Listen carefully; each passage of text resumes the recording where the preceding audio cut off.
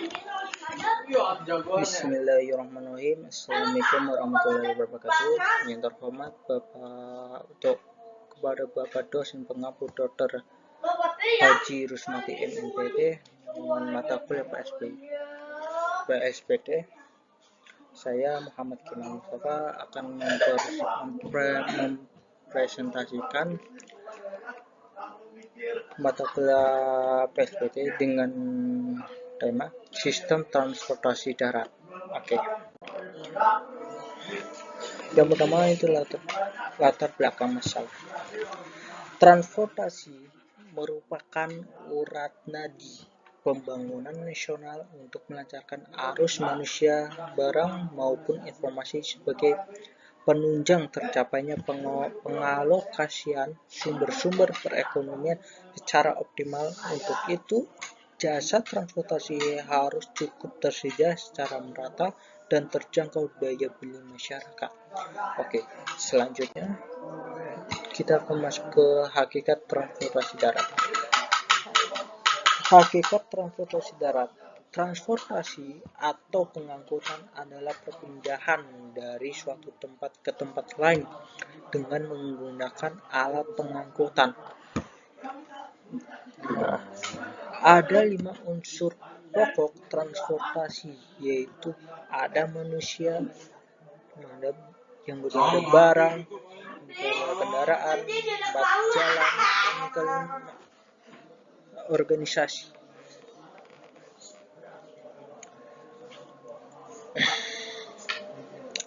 Dari kelima unsur tersebut saling berkaitan satu sama lain.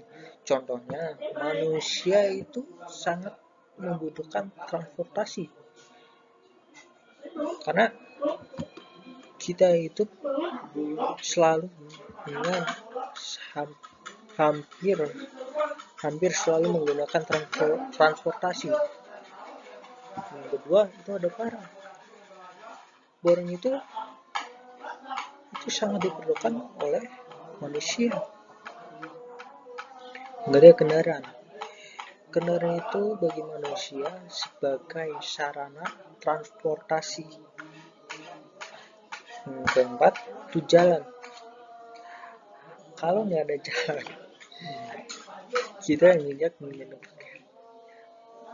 Yang keempat jalan. Jalan itu sebagai prasarana transportasi. Yang kelima organisasi. Organisasi itu sebagai pengelola transportasi.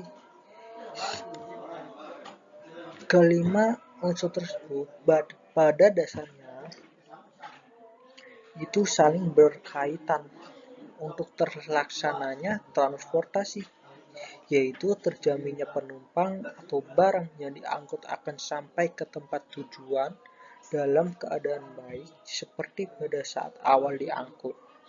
Dalam hal ini perlu diketahui terlebih dahulu ciri penumpang dan barang, kondisi sarana dan konstruksi prasarana pelaksanaan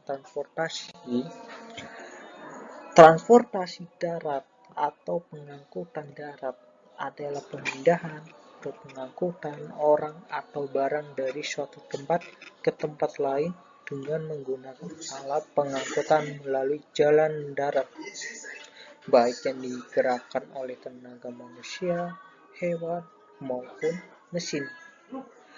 Ada beberapa faktor-faktor transportasi darat, yaitu jenis dan spesifikasi kendaraan, yang kedua jarak perjalanan, yang ketiga tujuan perjalanan, yang keempat ketersediaan mode, yang kelima ukuran kota dan kerapatan permukiman, dan yang keenam faktor sosial ekonomi.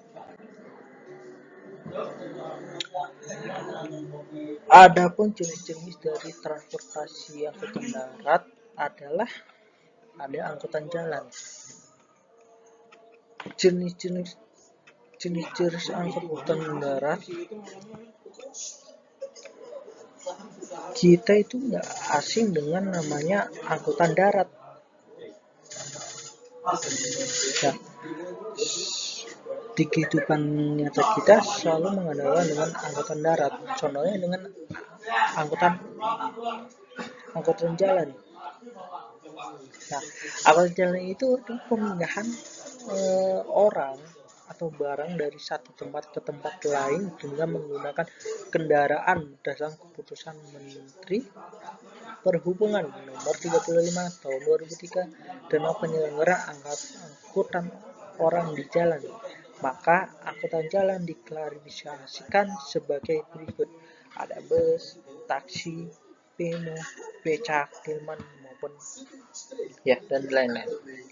Kalian bisa tahu sendiri lah.